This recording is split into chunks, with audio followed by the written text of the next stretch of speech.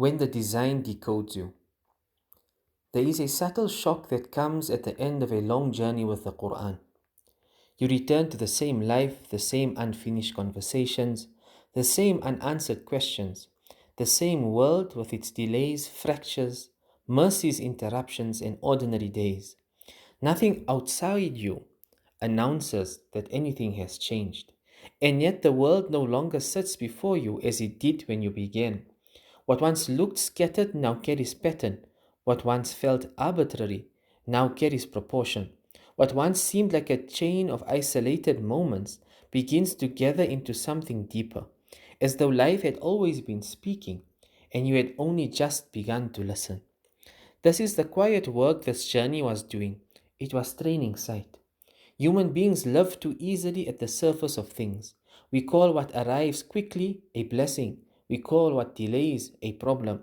We call what pleases us good and what unsettles us bad, as though reality were measured by the speed with which it satisfies us. But the Quran does not leave the world in those hands. Slowly, patiently, it taught you to look again. It placed praise before explanation so that reality could return to its proper center. It placed knowledge where assumption had been.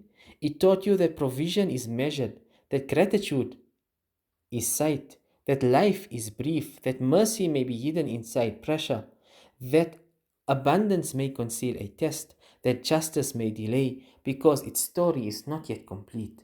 Then even the wider horizon began to change. History stopped looking like a pile of disconnected ruins and began to reveal recurrence. Nations rose with familiar diseases, hearts fell through familiar compromises.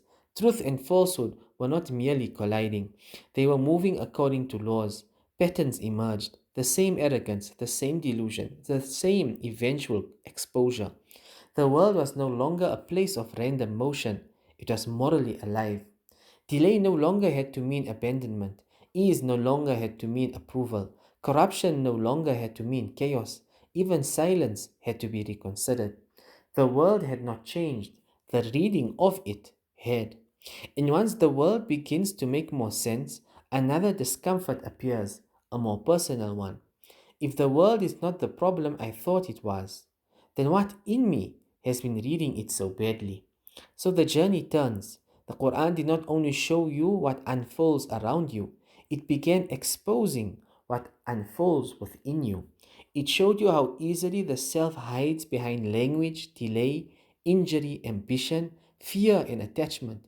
It revealed how a human being can live among signs and still remain blind, can speak of truth and still resist it, can love blessings until they begin to compete with the one who gave them. The questions changed.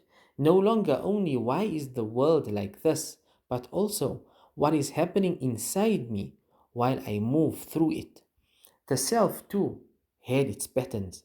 A person does not become distant all at once. He bends there, he delays his way there, he excuses here. He builds a life through 1,000 small permissions and then wonders when the distance began. A heart does not become sound through admiration of truth, it becomes sound through surrender to it. And yet the whole journey begins to gather itself because the world was never the only thing needing interpretation, and the self was never the only thing needing confrontation. The two were always meeting. The world was showing you what Allah does, the self was showing you what you do in return. That is why the journey had to move in both directions.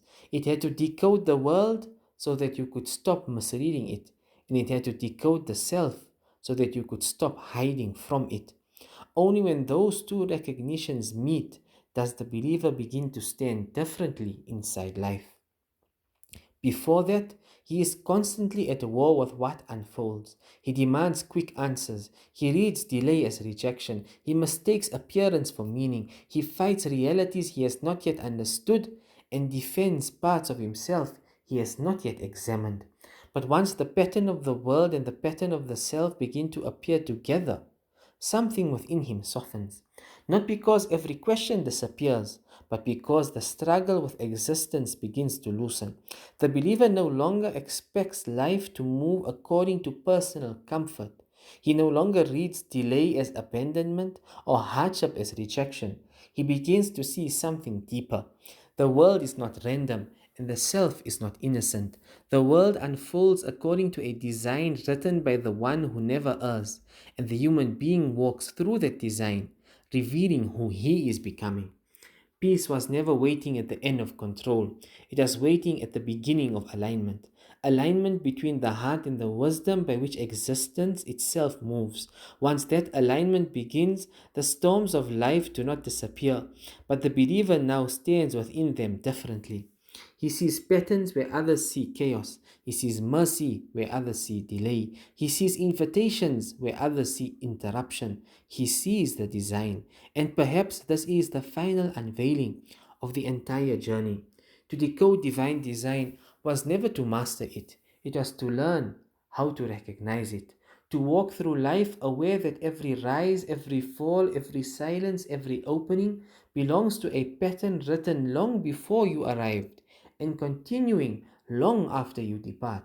The believer was never meant to control that design, only to witness it, only to learn from it, only to align with it. And through that alignment, something quiet finally appears within the heart: clarity.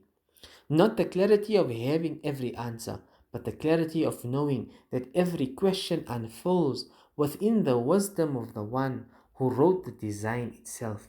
So the journey closes where, in truth, it was always trying to bring you back to the world, back to the self, back to Allah, only now with different sight.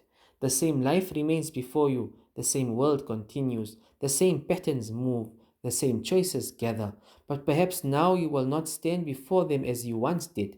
Perhaps now, when the next silence comes, you will not rush to call it absence. When the next delay comes, you will not rush to call it denial. When the next test comes, you will not rush to call it meaningless. And when the next unveiling of your own heart comes, you will not look away, because once the design becomes visible, you cannot return entirely to the blindness that preceded it. The chapter closes here, but the real reading begins now.